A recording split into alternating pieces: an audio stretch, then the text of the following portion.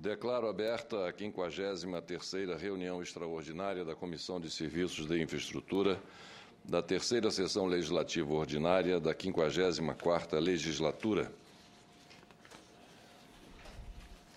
Requerimentos.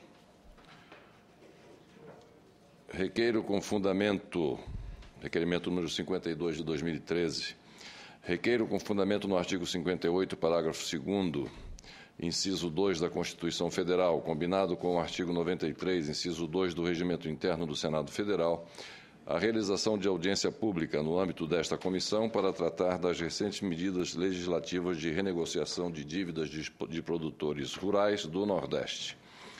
Para participar da referida audiência, requeiro sejam convidados o excelentíssimo senhor ministro da Integração Nacional, Francisco José Coelho Teixeira, e o senhor diretor-presidente da ANA, Agência Nacional de Águas, Vicente Andreu Guilho. Requeiro ainda que a audiência seja realizada com a participação da Subcomissão Permanente sobre Obras de Prevenção ou de Preparação para a Seca, CIPOSECA. Justificação. Nos últimos anos foram aprovadas diversas leis que buscaram aliviar a situação econômica e financeira dos produtores rurais, sobretudo situados no Nordeste e no semiárido.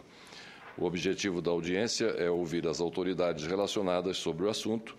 Assina o requerimento Sua Excelência, o senhor senador ministro José Pimentel.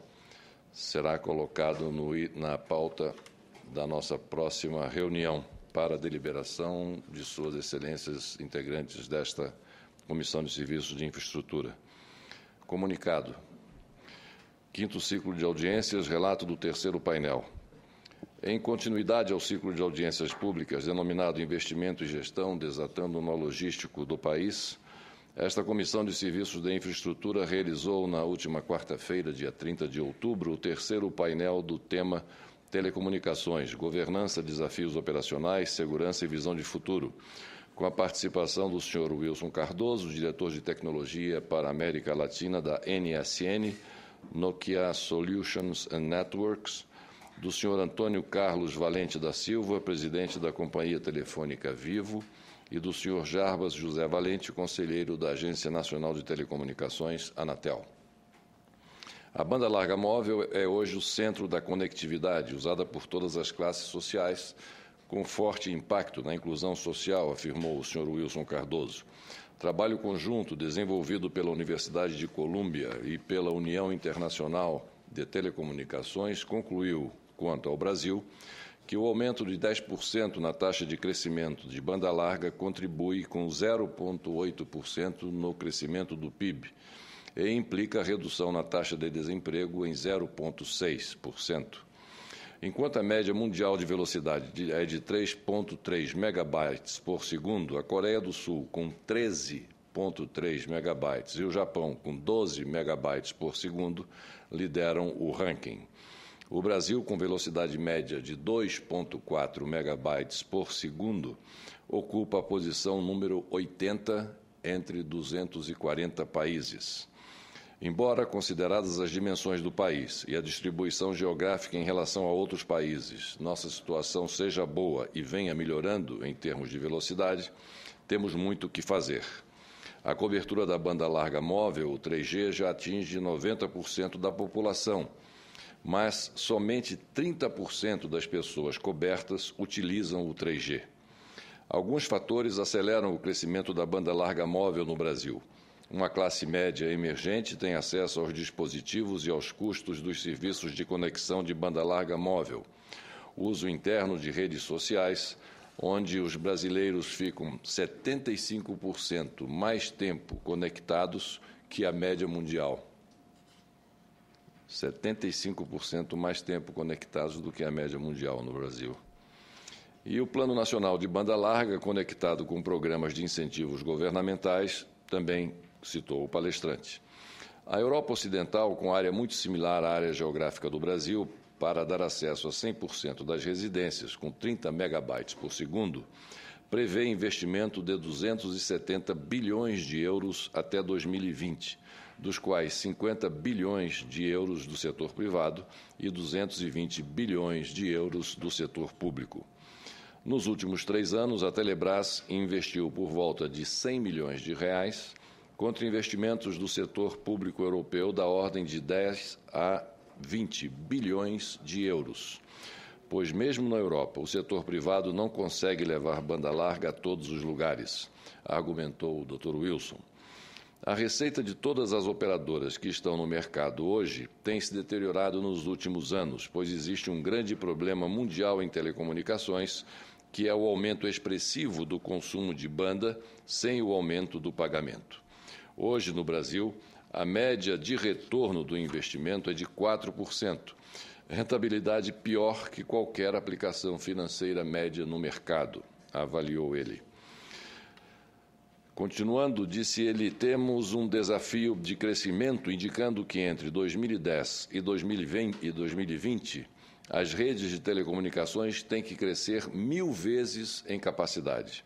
O número de usuários aumenta e o tráfego cresce 56% ao ano. O crescimento médio da receita das operadoras é de 4% ao ano, mas a receita média por usuário na rede tem decaído. Saímos de um investimento de 19,6 bilhões de reais em 2008 para 25,8 bilhões de reais em 2012. Mas, se o investimento para atender o crescimento de tráfego tiver que crescer de acordo com esta curva, teremos um grande problema de rentabilidade em todas as empresas que operam no país. E, com isso, grande risco para a sustentabilidade do sistema. O desafio de 1000 vezes mais capacidade é composto de 3 grandes fatores, explicou ele. Precisamos de 10 vezes o desempenho técnico das nossas redes, trabalho para os fabricantes. Vamos precisar de 10 vezes mais espectro de frequência nas redes, trabalho da Anatel, e 10 vezes mais estações de rádio base, cabendo à indústria compactar essas estações para não termos nas ruas essas infraestruturas e antenas que vemos hoje. Concluindo, o Dr. Wilson ofereceu as seguintes sugestões. Para aumentar inovação e investimentos, os reguladores devem dar ao setor mais flexibilidade e promover a competição. Complementar os investimentos das operadoras, principalmente em backhauls regionais e nacionais, com recursos dos fundos públicos. Prover ambiente regulatório previsível e que considere toda a cadeia de valor de banda larga. E a rede deve suportar um conjunto de tecnologias, pois a banda larga fixa é importante no acesso e necessária no backhaul, mas a banda larga móvel é pré-condição para algumas aplicações e, em muitas situações, a única opção economicamente viável. Continuando, acelerar pela alocação apropriada de espectro, com custos razoáveis e com políticas de fomento à banda larga móvel, a quantidade de pessoas atendidas e prover legislação para facilitar a instalação dos equipamentos, especialmente torres e antenas. Um bom marco legal regulatório é base fundamental para que se tenha investimentos e atendimento à sociedade, afirmou o segundo palestrante, o senhor Antônio Carlos Valente da Silva. No final do segundo semestre de 2013, o número de usuários em todos os serviços de telecomunicações chegou a 350 milhões. O crescimento verificado no período de 1995 até hoje se deu com base na definição do marco legal e regulatório coerente e previsível, disse ele. O investimento no setor entre 1998 e 2013 foi de quase 300 bilhões, praticamente todo ele privado, ressaltou o palestrante. Em 2012, enquanto o investimento como um todo sofria retração no país, o investimento do setor de telecomunicações cresceu quase 20% em relação a 2011. No primeiro semestre de 2013, tivemos um investimento de 11,2 bilhões de reais, com crescimento de aproximadamente 9% em relação ao mesmo período de 2012. O Brasil ocupa a 5ª posição no mundo, tanto em acessos fixos quanto em acessos móveis. O setor gera uma receita bruta anual de mais de 200 milhões de reais, 5% do nosso produto interno bruto, o que confere a essa indústria uma relevância muito grande na economia brasileira, lembrando que o aumento da penetração de serviços de telecomunicações gera aquilo que os economistas chamam de externalidades positivas, com impacto positivo em toda a cadeia produtiva, disse ele. De acordo com o Banco Mundial, o Brasil é um dos países mais difíceis de se fazer negócio, ocupando a posição 130 em um ranking de 185 países avaliados. Entre os motivos para isso estão a alta carga tributária e a complexidade fiscal, fazendo com que a Telefônica Vivo tenha a absurda quantidade de 150 pessoas tratando exclusivamente de gestão de tributos. 150 pessoas somente tratando da gestão de tributos. Complexidade da legislação trabalhista, dificuldades para o cumprimento de contratos, burocracia e morosidade para a obtenção de documentos e licenciamentos, especialmente para a colocação de antenas, são questões que precisam ser enfrentadas, afirmou o senhor Antônio Carlos. Telecomunicações têm o mesmo nível de impostos que bebidas, tendo recolhido, entre 2000 e 2012, 485 bilhões de reais em tributos, correspondendo, em 2012, a 47% da receita líquida do setor. Ou seja, a receita líquida da receita líquida do setor de telecomunicações, 47% foi pago em tributos. A agenda específica do setor, afirmou o palestrante, inclui redução das taxas e impostos sobre serviços, utilização dos fundos setoriais, legislação federal de antenas, marco civil da internet, modernização dos serviços e marco regulatório. Os fundos foram criados para serem utilizados na expansão das redes e universalização dos serviços, mas acabam sendo usados em finalidades diferentes das previstas na lei. Só em 2012 foram arrecadados, com os fundos setoriais FUST, Funtel e Fistel, 7,4 bilhões de reais, valor equivalente ao lucro líquido das empresas. Entre 2001 e 2012 foram arrecadados, no total, 62 bilhões de reais, dos quais apenas 3,5 bilhões de reais foram gastos em itens que têm a ver com a arrecadação desses fundos, enquanto 59 bilhões de reais foram utilizados para compor o déficit público, completou ele. A questão das antenas é um problema demasiadamente complicado, pois a base de usuários e o volume de dados não param de crescer e as leis municipais são muito restritivas. O Senado aprovou uma lei federal de antenas, que continua tramitando na Câmara, e no nível municipal, no ano de 2013, não foi aprovada nenhuma lei que pudesse permitir uma aceleração do processo de instalação nas diversas cidades brasileiras. O marco regulatório precisa prover um equilíbrio entre as exigências regulatórias e o crescimento do mercado, de forma que exista flexibilidade que incentive investimento e inovação, gerando crescimento, explicou ele. Também é preciso, melhor dizendo, que exista uma aderência maior entre as leis federais e o regulamento, especialmente na questão da reversibilidade. Valores pagos por licenças de espectro e imposição de obrigações dificultam o plano de negócios das empresas, pois necessariamente vão compor o preço final do produto. O último palestrante, o senhor Jarbas José Valente, lembrou que temos hoje dois regimes. O público, caracterizado pelo caráter da especialidade, reversibilidade dos bens, continuidade, universalização, fixação das obrigações, garantia do equilíbrio econômico-financeiro e fixação e reajuste de tarifas, aplicado ao serviço telefônico fixo comutado. E dois, o privado, autorizado sob os princípios constitucionais da atividade econômica e da liberdade, cujos condicionamentos são vinculados ao proveito coletivo, com acompanhamento de preços aplicados aos demais serviços, inclusive ao STFC, que é o Serviço Telefônico Fixo Comutado. O Brasil tem hoje, na ordem de 45 milhões de acessos nesse sistema telefônico fixo comutado, e 268 milhões de acessos no sistema móvel pessoal, dos quais, desses 268 milhões, 93 milhões em banda larga. No serviço de comunicações de multimídia, que é a banda larga fixa, são quase 22 milhões, e no serviço de acesso condicionado, no caso a TV por assinatura, chega a 17 milhões de acessos. A previsão é chegar ao significativo volume de 1 bilhão de acessos no sistema móvel pessoal em 2018 e, logicamente, os investimentos deverão acompanhar este crescimento.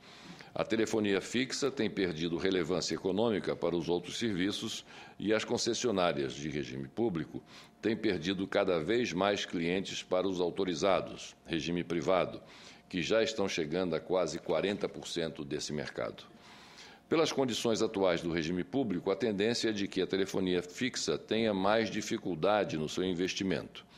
Desde 1997, o setor de telecomunicações arrecadou na ordem de quase 400 bilhões de reais em ICMS e 54 bilhões para o Fistel, que é o Fundo de Fiscalização das Telecomunicações.